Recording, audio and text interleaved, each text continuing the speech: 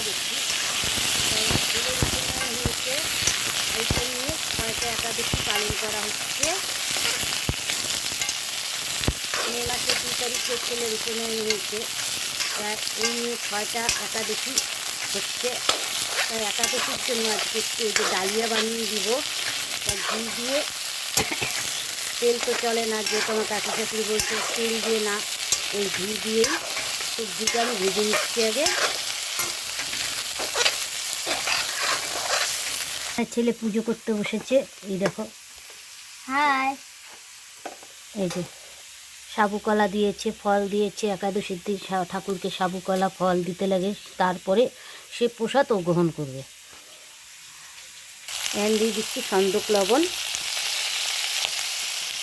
যেহেতু হলুদ চলবে না, কোনো সংবাদ চলবে না, হলুদ ছাড়াই করতে লাগে, তাই হলুদ ছাড়াই আমি বানিয়ে দিচ্ছি।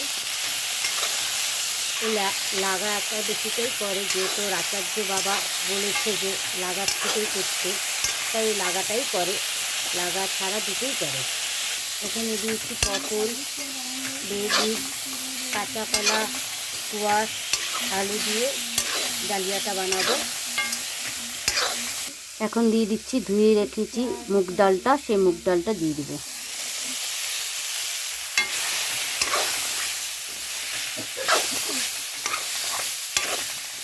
মুগ ডাল দিয়ে ভালো কষিয়ে নিচ্ছি, দিয়ে দিচ্ছি জল একটু।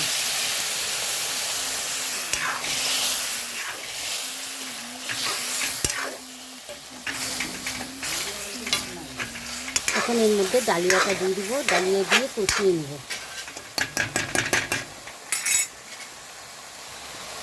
ডালিয়াটা ধুয়ে রেখেছিলাম,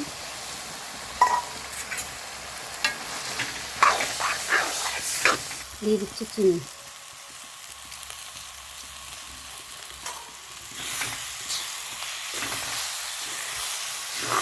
এখন দিয়ে দিচ্ছি জল। এখন জল দিয়ে সিদ্ধ করতে দিচ্ছি, ভালো করে সব কিছু সিদ্ধ হয়ে যাবে, সবজি ডালিয়া ডাল সব একসঙ্গে সিদ্ধ হয়ে যাবে। হয়ে গেছে আমাদের, এখন নামিয়ে ফেলবো। একটু ঘি দিয়ে নামিয়ে ফেলবো। দিয়ে দিচ্ছি 1 চামচ ঘি উপর দিয়ে। কেমন লাগলো ভিডিওটি অবশ্যই কমেন্টে জানাবেন। মা লক্ষ্মী কিচেন এরকম নতুন নতুন রেসিপির ভিডিও দিবে।